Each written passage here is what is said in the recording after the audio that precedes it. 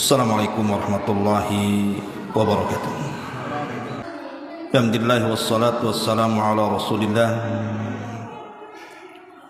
wa ala alihi wa sahbihi wa mawalah wa la hawla wa la quwwata illa billahi wa ba'du. Ada sedikit nasihat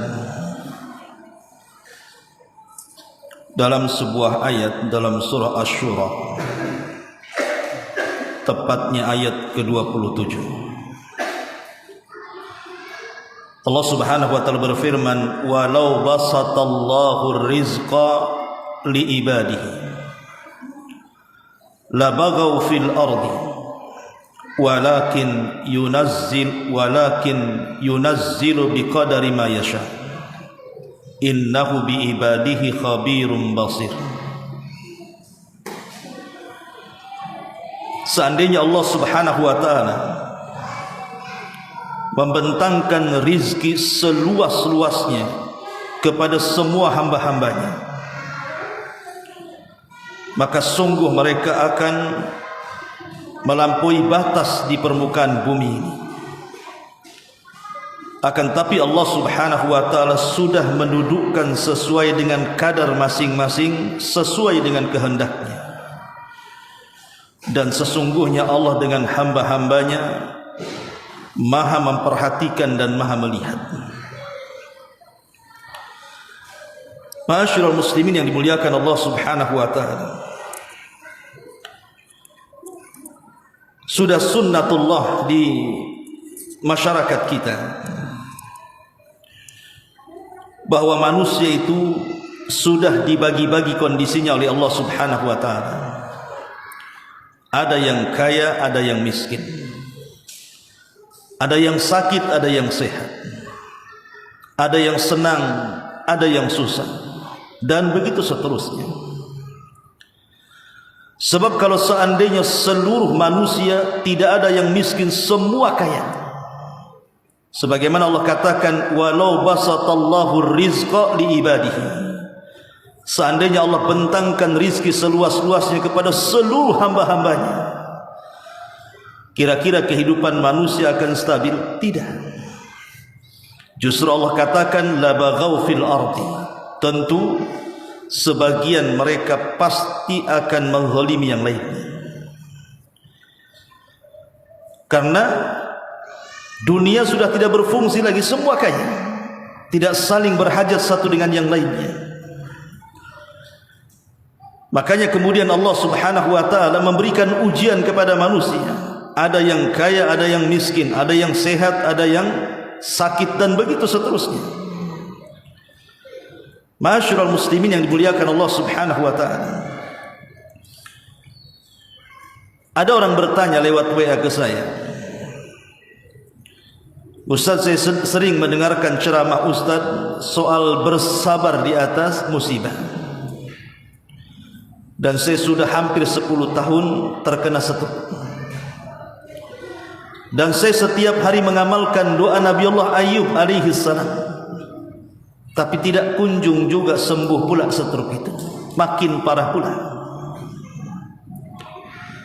Jadi yang salah ini doanya atau apanya?" Begitu pertanyaannya. Ma'asyiral muslimin yang dimuliakan Allah Subhanahu wa taala, ujian dari Allah Subhanahu wa taala kalau saya boleh bagi, itu ada 3 kelompok. Kelompok yang pertama adalah kelompok orang-orang saleh. Memang dia betul-betul saleh, taat beribadah kepada Allah Subhanahu wa taala, dia menjaga salatnya, menjaga puasanya, menjaga sedekahnya, menjaga semua ibadahnya, dan menjauhi semua maksiat kepada Allah Azza wa Jalla. Betul-betul saleh. Kalau seandainya Allah Subhanahu wa taala timpakan musibah kepada orang yang seperti ini, tiba-tiba kemudian diberikan sakit parah, ekonominya melemah, susah hidupnya, ketahuilah bahwa bagi orang-orang seperti ini sudah ada contoh dari para nabi. Ma'asyiral muslimin yang dimuliakan Allah Azza wa Jalla, kita lihat para nabi. Siapa yang menguburkan 6 anaknya dengan tangannya sendiri. Siapa? Nabi kita Muhammad sallallahu alaihi wasallam. Dia kuburkan anak-anaknya dengan tangannya sendiri, 6 orang lagi. Musibah berat, ikhwan. Ditinggal mati anak-anak. Tapi Nabi sallallahu alaihi wasallam bersabar. Siapa yang kemudian kehilangan anaknya selama 40 tahun, tidak tahu kabar? Nabi Yakub alaihi salam. Ketika Nabi Yusuf alaihi salatu wassalam dicelakakan saudaranya, akhirnya kemudian diambil para pedagang ke Mesir, dijual 40 tahun. Nabi Yakub kehilangan kabar Nabi Yusuf alaihi salam. Siapa yang tidak sedih hati orang tua kehilangan anak tercintanya? Ini musibah. Contoh para nabi. Tapi Yakub bersabar kepada Allah azza wa jalla. Kemudian siapa yang ditimpa musibah, semua anak-anaknya meninggal dunia, semua hartanya ludas, tidak tersisa. Bahkan Allah subhanahu wa ta'ala berikan penyakit 18 tahun lamanya, tidak kunjung disembuh-sembuhkan. Siapa Nabi ini? Ayub alaihi salam. Kemudian tadi Nabi Yusuf alaihi salatu wassalam harus kemudian dijual dengan harga murah, dimasukkan lagi ke dalam penjara. Dan banyak contoh-contoh para nabi, bagaimana ujian berat bagi mereka itu luar biasa.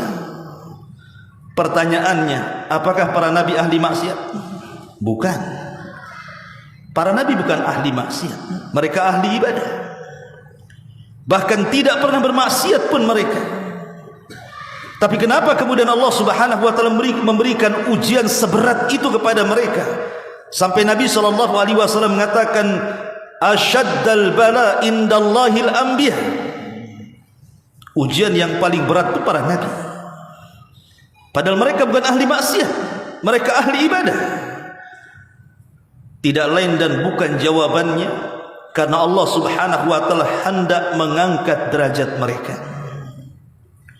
Jadi kalau ada orang saleh, ahli ibadah, ahli taat, tidak pernah bermaksiat, tiba-tiba diuji oleh Allah subhanahu wa ta'ala dengan penyakit, dengan ekonomi, dengan kesusahan, dan begitu seterusnya, maka pujilah Allah subhanahu wa ta'ala, bersyukurlah kepada Allah, berarti itu tanda Allah mengangkat derajatnya. Ini yang pertama. Yang kedua, ada kelompok ini, mereka orang-orang saleh, ahli ibadah, salatnya luar biasa, puasanya luar biasa, semua ibadah dia berusaha untuk melakukannya. Tapi terkadang terkalahkan hawa nafsunya. Mungkin dia terjerumus kepada zina, mungkin terjerumus kepada ghibah, mungkin terjerumus kepada riba, dan begitu seterusnya. Jadi satu sisi dia laksanakan hak-hak dia kepada Allah azza wa jalla, sisi lain pula dia melanggar. Ini orang kedua nih kalau diberikan ujian oleh Allah subhanahu wa ta'ala, maka ini adalah bentuk tanbih wa tafkir. Allah hendak mengingatkan orang ini supaya berfikir. Jadi kalau orang yang kedua ini kalau diuji oleh Allah subhanahu wa ta'ala, tiba-tiba diberikan sakit, tiba-tiba kemudian dia jadi fakir, tiba-tiba kemudian susah mencari ekonomi, susah hidupnya, banyak masalahnya, padahal dia salat, tapi dia juga maksiat. Maka kalau seandainya Allah turunkan ujian kepada orang yang seperti ini, itu bentuk tanbih dari Allah. Allah hendak memperingatkan hamba ini, Allah hendak mengajak berfikir kepada hamba ini. Lihat Allah berfirman dalam surah Rum ayat 41, Zaharal fasadu fil barri wal bahri, Zaharal fasadu fil barri wal bahri bima kasabat aydin nas liyudhikahum ba'dal ladzi amilu la'allahum yarji'un. Kata Allah, telah tampak kerusakan di daratan dan di lautan. Kenapa? Bima kasabat aydin nas, itu karena ulah manusia. Jadi kalau seandainya orang saleh ini tapi satu sisi juga maksiat kepada Allah Azza wa Jalla, tiba-tiba diberikan sakit, itu ulah dia. Kalau seandainya ekonominya tadinya melambung, tiba-tiba Allah bangkrutkan, itu ulah dia. Allah berikan ujian karena ulahnya. Allah mengajak berfikir supaya dia kembali. Bima kasabat aydin nas liyudhiqahum ba'dalladzi amilu, supaya mereka merasakan apa yang mereka perbuat. Apa akhir ayat ini? La'allahum yarji'un, agar mereka kembali. Jadi orang-orang yang kelompok yang kedua ini diajak berfikir oleh Allah Azza wa Jalla, kenapa Allah kasih sakit sama saya? Kenapa Allah kasih bangkrut saya? Kenapa banyak kali masalah? Kok tidak berhenti masalah itu? Padahal saya tidak pernah meninggalkan salat, saya tidak pernah meninggalkan puasa Ramadan, saya juga bersedekah, saya juga salat sunnah, dan begitu seterusnya. Boleh jadi musibah itu karena dosa-dosa yang dilakukannya. Sengaja Allah ingatkan, satu untuk membersihkan dosanya, yang kedua supaya cepat bertobat kepada Allah Azza wa Jalla. Ini kelompok yang kedua. Ada kelompok yang ketiga, mereka ahli maksiat, sama sekali tidak sholat. Ya Ramadan tak puasa, seruan sedekah pun diabaikan dia. Boro-boro mau berbuat baik, hidupnya hanya maksiat dan maksiat saja. Maka kalau seandainya orang yang ketiga ini diberikan musibah oleh Allah Azza wa Jalla, ujian dari Allah Subhanahu wa taala, memang itu azab yang disegerakan di dunia. Itu azab yang disegerakan di dunia. Mau enggak dia bertobat kepada Allah atau tidak? Kalaupun seandainya di atas kemaksiatannya tiba-tiba kemudian hartanya diluaskan, rizkinya dimudahkan, semua segala-galanya Allah Subhanahu wa taala permudah, itu hanya sekedar tipu daya Allah kepada mereka yang disebut dengan istidraj. Dan itu Allah, Nabi SAW sabdakan, idza ra'aitallah yu'til abda minad dunya ala ma'asihi ma yuhibbu fa innama huwa istidraj. Kata Nabi SAW, kalau engkau melihat Allah memberikan dunia seluas-luasnya kepada seorang hamba di atas kemaksiatan yang dia sukai, ketahuilah itu hanya tipu-tipu Allah, hanya istidraj saja. Sanastadrijuhum min haitsu la ya'lamun. Kemudian Nabi SAW mengatakan dan membacakan ayat, falamma nasu ma dzukkiru bih fatahna alaihim abwaba kulli syai'in hatta idza farihu bima utu akhadnahum baghtatan wa hum fa idahum mublisun. Maka tatkala mereka lupa terhadap apa yang Allah ingatkan kepada mereka, kami bentangkan dunia seluas-luasnya kepada mereka. Sampai ketika mereka senang dengan dunia itu, tiba-tiba Allah azab mereka. Allah berikan ujian kepada mereka. Dia kaya, ahli maksiat, tiba-tiba sakit parah, dibuat stroke bertahun-tahun, tidak bisa bicara, dibuat sakit parah, dibuat tiba-tiba ekonominya jungkir balik, dan begitu seterusnya, banyak masalah. Maka itu azab yang disegerakan namanya. Ma'asyiral muslimin yang dimuliakan Allah Azza wa Jalla, kita tinggal memilih ujian ini kita dari kelompok yang mana, gitu saja. Dari kelompok orang-orang yang pertama, orang-orang saleh, apakah kita sesoleh itu? Atau dari kelompok yang kedua, ataukah justru dari kelompok yang ketiga? Kita ngaca kepada uraian-uraian para ulama ini. Ma'asyiral muslimin yang dimuliakan Allah Subhanahu wa taala, terkadang kalau kita melihat suasana di masyarakat kita ini, ikhwan, ada orang bekerja siang malam, tapi hasil pula tak ada. Lelah letih dia bekerja itu, tapi tak ada hasilnya. Kepanasan ya kehujanan, tenaga sudah habis, pun tidak ada hasilnya. Atau ada orang-orang yang mungkin bekerja di perusahaan tertentu dengan gaji yang kecil, tidak mencukupi untuk memberi makan keluarganya. Atau mungkin juga ada yang di penjara, rupanya kasusnya hanya maling, itu pun ketika ditanya, kenapa Anda mencuri? Untuk memberi makan keluarganya. Menyesalah dia di penjara dan menyesali hidupnya, kenapa aku hidup seperti ini. Dan banyak persoalan di masyarakat ini, banyak sekali. Ada orang yang terlahir buta selamanya sampai dia mati. Ada orang yang terlahir potong tangannya, tidak punya tangan, cacat, dan begitu seterusnya. Pertanyaan pun muncul di sini, aina Allah? Lalu di mana Allah? Karena ada orang yang mengatakan, di mana Allah? Kenapa Allah biarkan aku seperti ini? Kenapa ujian ini banyak kali? Kenapa tidak selesai-selesai? Sampai kapanlah ujian ini? Ma'asyiral muslimin yang dimuliakan Allah Subhanahu wa ta'ala, begitulah hidup manusia di dunia ini. Ada 3 kepastian yang mungkin lepas dari manusia. Satu, manusia itu tidak mungkin istirahat di dunia. Yang kedua, manusia tidak mungkin selamat dari ucapan manusia yang lainnya.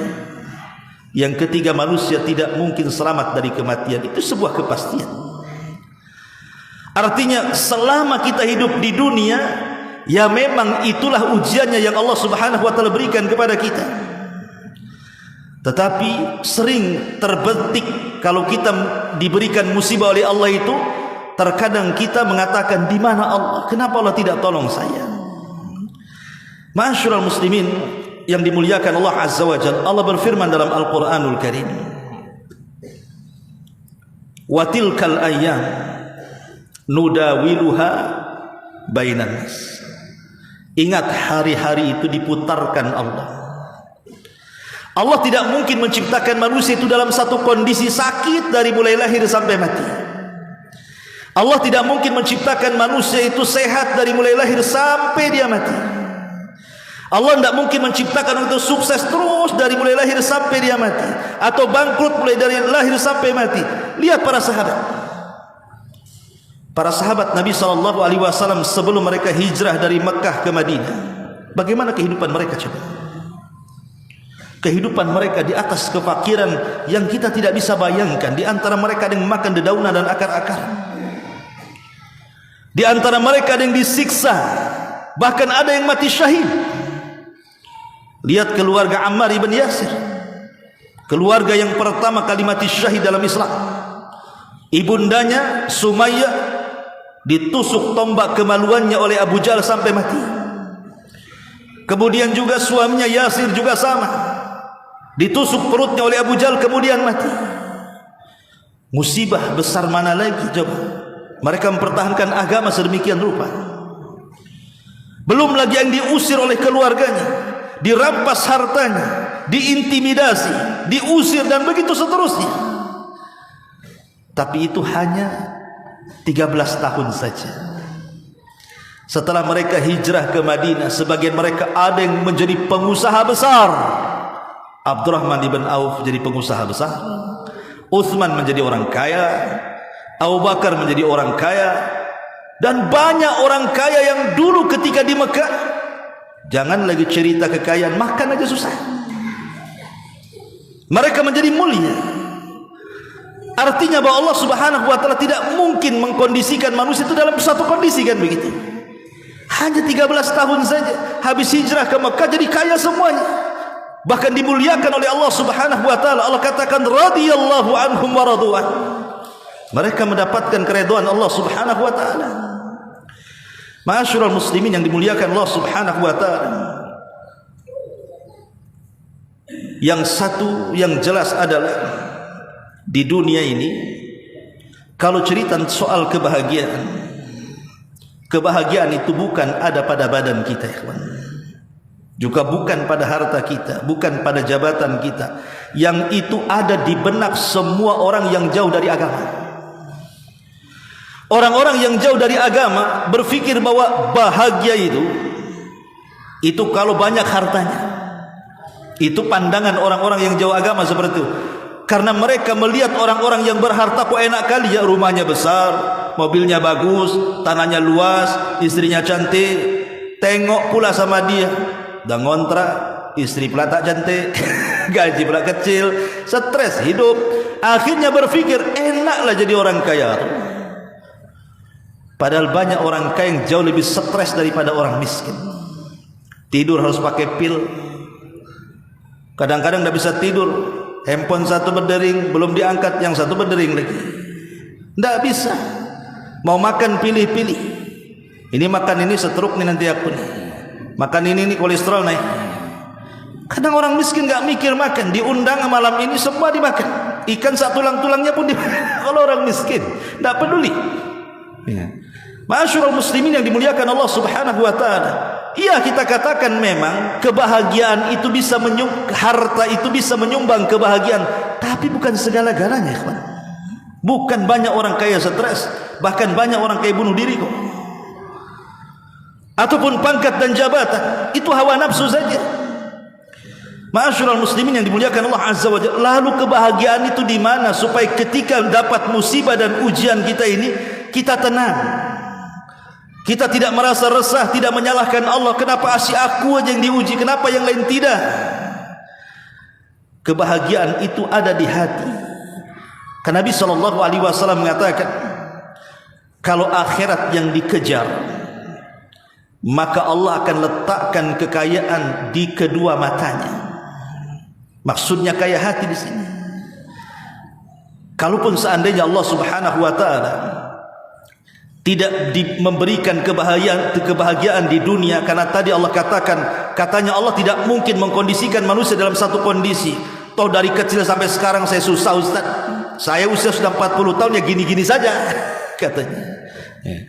Sakit pun ini sudah 20 tahun tak sembuh-sembuh. Ingat, kehidupan itu bukan satu tempat. Kehidupan ini bukan di dunia saja. Ada kehidupan yang jauh lebih kekal dibandingkan dunia. Nabi SAW bersabda dalam sebuah hadis yang dikeluarkan Imam Muslim, hadis Anas bin Malik radhiyallahu anhu. Apa kata Nabi SAW? Yu'ta bi an'ami ahli dunya min ahli nar yaumal qiyamah. Akan didatangkan di hadapan Allah orang yang paling senang ketika hidup di dunia. Mungkin ketika lahir dapat warisan banyak, sudah besar dikembangkan usahanya, akhirnya kaya raya sampai mati tidak pernah miskin. Anggaplah senang hidupnya, tapi Allah takdirkan dia termasuk penduduk neraka. Didatangkan orang kayak gini. Kemudian kata Rasul, fayasbigu finnari sibghatan, maka dia pun dicelupkan di neraka satu kali celupan saja. Summa yuqal, kemudian dikatakan kepada orang ini, ya ibna Adam, hal ra'aita khairan qad? Wahai anak Adam, masih terngiang kebaikan-kebaikan setelah aku celupkan kau di neraka? Masih terngiang kalau dulu pernah bahagia, pernah senang? Dia mengatakan, tidak ya Allah, hilang memori kebahagiaan. Padahal di dunia, ikhwan, kalau dulunya pernah kaya, kemudian dia bangkrut, dia bisa bercerita, dulu saya pernah kaya loh. Kalau dia dulu pernah jadi pejabat, tiba-tiba kemudian purnawirawan, pasti dia akan bercerita, dulu aku pernah jadi pejabat. Makanya banyak para pejabat itu yang kadang-kadang sudah pensiun dia kurang move on kan, kayak masih jabatan aja, padahal udah kayak pejabat tuh, masih nunjuk-nunjuk orang aja, padahal sudah jadi masyarakat. Kan banyak orang yang belum terima tuh. Karena saya lihat banyak para pejabat kalau pensiun itu stres tuh hidupnya, merasa dia masih menjabat masalahnya. Di dunia ini kalau pernah kaya, pernah sukses, tiba-tiba kemudian jatuh, masih terpikirlah suksesnya itu. Tapi orang yang dicelupkan ke neraka satu kali celupan, hilang memorinya. Dan dikatakan, apakah kamu masih pernah merasakan senang? Dia mengatakan tidak ya Allah, hilang semuanya. Tapi lihat lanjutan hadisnya. Kata Nabi SAW, wa yu'ta bi asyaddin nas bu'san fid dunya min ahlil jannah. Tapi ada orang yang susah, mulai brojol lahir sampai mati dia susah hidupnya, tidak pernah senang.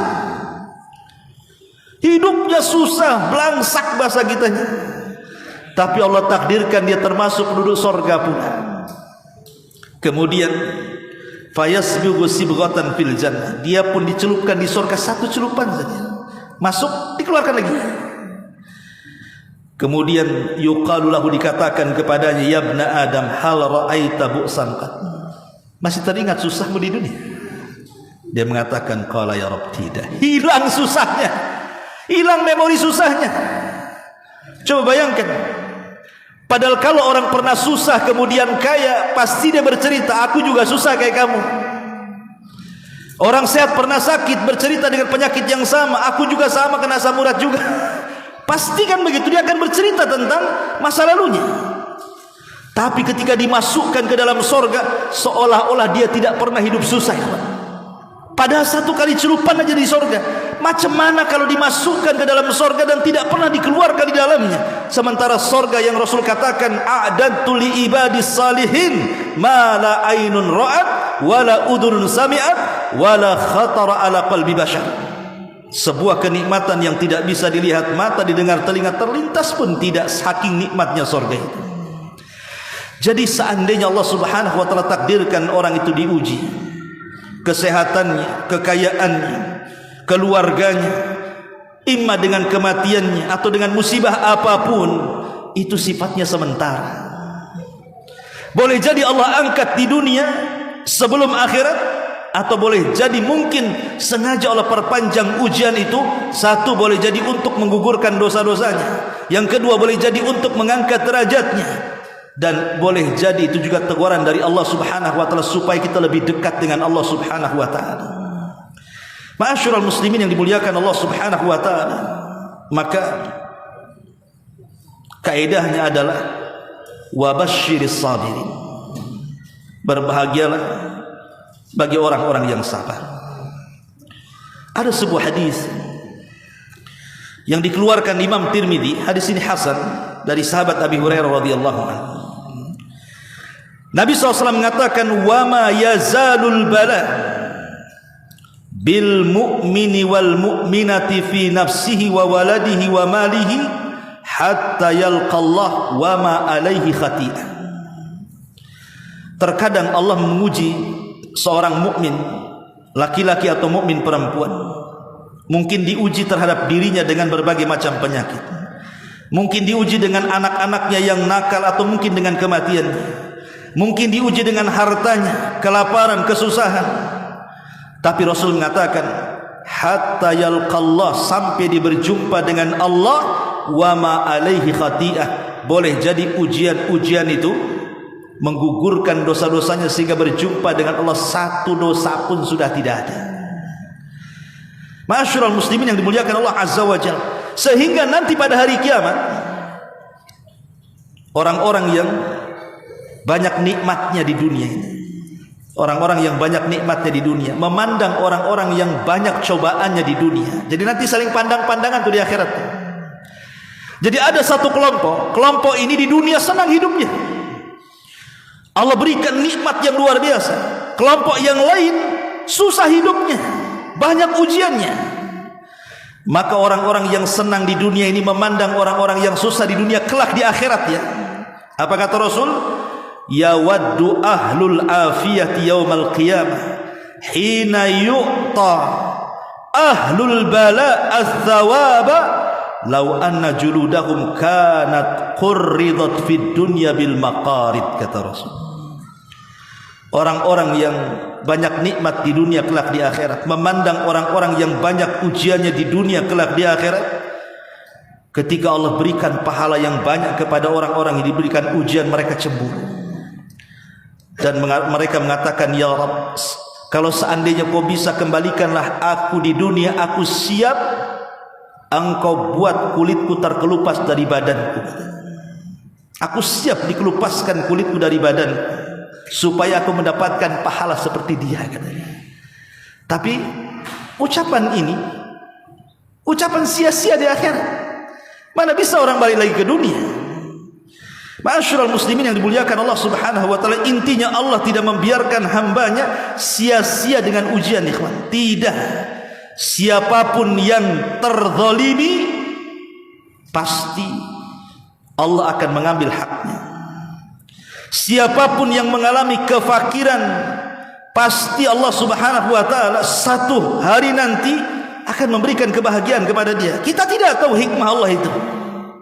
Makanya tadi ayat yang pertama Allah katakan apa? Innahu khabirum basir. Allah lebih paham dengan kondisi hamba-hambanya. Karena ada orang-orang itu yang diberikan oleh Allah Subhanahu wa taala penyakit, Kalau seandainya disehatkan, bisa saja dia kufur. Ketika dia sakit, zikirnya kencang, doanya panjang, tangisannya deras. Ketika sehat lupa pula tuh zikir-zikir itu, maksiat lagi dia. Maka sengaja Allah buat lama tuh penyakitnya. Atau mungkin orang-orang fakir berusaha ke sana kemari kok tidak kaya-kaya. Sebab kalau Allah berikan kekayaan, jangan-jangan seperti firman Allah, kalla innal insana la yatgha an ra'ahus taghna. Sekali-kali jangan seperti itu. Manusia itu terkadang melampaui batas, kata Allah, apabila di dunia dibentangkan kekayaan kepadanya. Boleh jadi sengaja nggak dikaya-kayakan, sebab kalau dia kaya jadi korun dia. Kalau jadi mungkin dia milih ikut pemilihan caleg, 3 kali pilih tak dipilih-pilih umpamanya, dah habis miliaran kok nggak diangkat-angkat. Boleh jadi kalau dia diangkat jadi Fir'aun dia. Bisa saja sengaja Allah buat tuh hartanya habis untuk pileg saja kan. Semua ada hikmahnya. Ujian itu tidak ada yang sia-sia. Ma'asyiral muslimin yang dimuliakan Allah Azza wa Jalla, karena namanya dunia ini halalnya akan dihisab, haramnya akan diazab, dan sabarnya sebagai pelipat ganda nikmat di hadapan Allah Azza wa Jalla. Ini kalimat indah, kalimat para ulama. Saya ulang, halalnya akan dihisab, haramnya akan diazab, dan sabarnya akan menjadi pelipat ganda nikmat. Itulah dunia. Ma'asyiral muslimin yang dimuliakan Allah Subhanahu wa taala. Di dalam sebuah hadis yang dikeluarkan Imam Muslim, Nabi sallallahu alaihi wasallam bersabda, "Innallaha qasama bainakum akhlaqakum kama qasama bainakum arzaqakum." Sesungguhnya Allah Subhanahu wa taala telah membagi akhlak-akhlak di antara kalian. Ada orang yang akhlaknya lembut kali, penyabar, penyayang. Tapi ada akhlak orang itu kadang-kadang keras hati, mudah emosi, mudah marah, atau terkadang sabar, terkadang marah. Namanya akhlak manusia berbeda-beda. Ketika Allah Subhanahu wa taala terkadang membagi-bagi akhlak kepada manusia, begitu juga kata Rasul, kama qasama bainakum arzaqakum, sebagaimana Allah juga sudah membagi rizki-rizki kalian. Jadi rizki itu sudah dibagi oleh Allah Subhanahu wa taala. Makanya kita lihat ada yang kaya, ada yang sedang, ada yang miskin. Ada yang sehat, ada yang sakit, ada yang sakit parah. Ada yang masalah, entah dari mana masalah, kok banyak kali masalah. Memang begitulah Allah Subhanahu wa taala telah membagi rizki masing-masing. Tapi satu hal yang harus diingat, bahwa ketika Allah membagi rizki kepada kita itu, Allah bagi dengan keadilan dan kebijaksanaan Allah Azza wa Jalla. Allah tidak pernah menzalimi hamba-hambanya. Ketika kita diberikan kemiskinan, Allah zalim kepada kita? Tidak, itu baik bagi kita. Ketika Allah Subhanahu wa taala berikan kekayaan, apakah kita katakan Allah sayang dengan dia? Tidak, itu ujian. Karena kaya miskin itu dua-duanya ujian kan? Makanya Allah mengatakan, wa nabluukum bisyarri wal khairi fitnah, dan kami akan uji kalian dengan yang baik dan yang buruk, dua-duanya fitnah. Bahkan terkadang kekayaan lebih besar ujiannya daripada kefakiran. Kenapa demikian? Karena kekayaan itu alat maksiat. Makanya ada istilah para ulama, al-malu sirru tughyan. Kekayaan itu rahasia bejatnya manusia. Rata-rata orang bejat itu orang kaya, ikhwan. Dengan kekayaannya dia bisa sewa orang zalim, orang jahat, para preman, robohkan, ambil tanah, buat dia sengsara, dan begitu seterusnya. Kalau dia miskin tak sanggup dia bayar preman. Dengan kekayaannya dia bisa mabuk, dia bisa beli minuman. Kalau orang miskin apa? Kelapa muda yang dia beli. Nggak mabok pun dia minum. Dengan kekayaannya dia bisa berzina. Dengan kekayaannya melampaui batas, ikhwan. Makanya kekayaan itu sirru tughyan. Tapi orang miskin apa? Maling, ketangkap, masuk penjara, stres dalam penjara. Itu setakat itu aja orang miskin. Makanya hisabnya pun orang-orang miskin itu lebih mudah dibandingkan orang kaya. Kata Nabi SAW, orang kaya itu dua soalannya, min aina iktasabahu wa fima anfaqahu, dari mana kau dapat, kemana pula kau belanjakan. Makanya kalau kita lihat ada 4 kelompok di dunia ini yang mencari harta.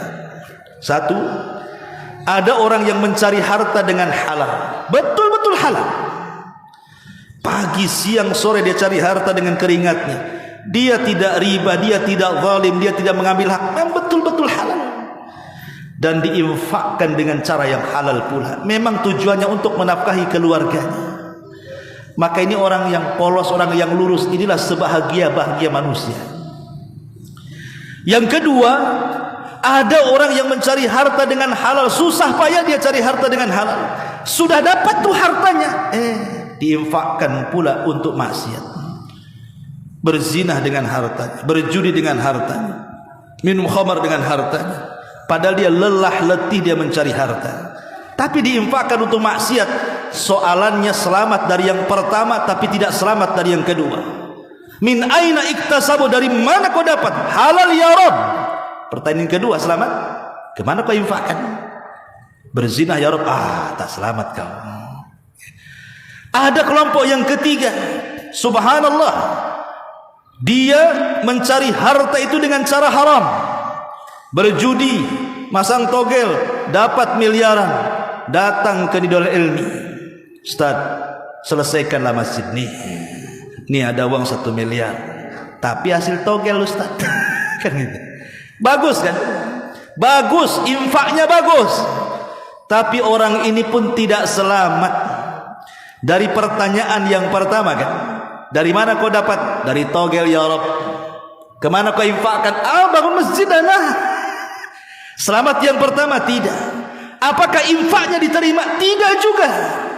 Karena Rasul mengatakan innallaha thayyibun la yaqbalu illa thayyibah. Allah itu baik, tidak menerima kecuali yang baik-baik. Enggak akan diterima infaknya. Itu gaya-gaya Robin Hood namanya. Ya, dia maling untuk bantu fakir miskin. Terima? Enggak. Infaknya bagus, niatnya bagus, tapi caranya yang tidak baik kan, tidak akan diterima. Ini yang paling parah, ini kelompok yang keempat, ini kuadrat namanya. Sudah cara mencarinya haram, diinfakkan pula ke jalur yang haram. Dapat togel untuk zina, dapat togel untuk mabok, itu kuadrat namanya. Itu tidak akan selamat dari dua soalan, min aina iktasabahu, dari mana kau dapat? Hasil togel ya Rabb. Kemana kau belanjakan? Mabok ya Rabb. Kena lah dia. Dua-duanya kena. Ma'asyiral muslimin yang dimuliakan Allah Azza wa Jalla. Maka di sini ada sifat yang bisa menenangkan setiap orang yang kena musibah. Kalau setiap orang yang kena musibah ingin tenang hatinya, tidak gerasak gerusu, ya minimalnya ngurangilah stresnya. Kuncinya cuma satu, al-qana'atu billah. Qana'ah. Apa itu qana'ah? Merasa cukup dengan pemberian Allah, karena itu takdir yang sudah Allah putuskan kepada kita. Terimalah takdir itu. Namanya qana'ah. Qana'ah itu ya bersabar dengan takdir. Karena di balik takdir itu rahasianya kita tidak tahu ya kawan. Siapa yang tahu rahasia takdir kita? Tidak ada yang tahu. Tidak ada yang tahu. Saya itu punya kawan di kampung. Hidupnya susah, susah-susahnya saya lihat dia. Lama tak bersua dengan dia, tak berjumpa dengan dia. Rupanya sudah jadi pejabat pula di Jakarta dia. Sebab ceritanya panjang Ustadz katanya. Dia pula ngomong sama saya, gak sangka kau jadi Ustadz katanya. Ngomong balik sama saya itu, gak sangka kau jadi Ustadz katanya. Ma'asyiral muslimin yang dimuliakan Allah Azza wa Jalla, intinya tidak ada yang tahu takdir manusia itu. Wallahu a'lam bishawab. Subhanaka wa bihamdika asyhadu an la ilaha illa anta astaghfiruka wa atubu ilaik. Allahu ta'ala alam. Assalamualaikum warahmatullahi wabarakatuh.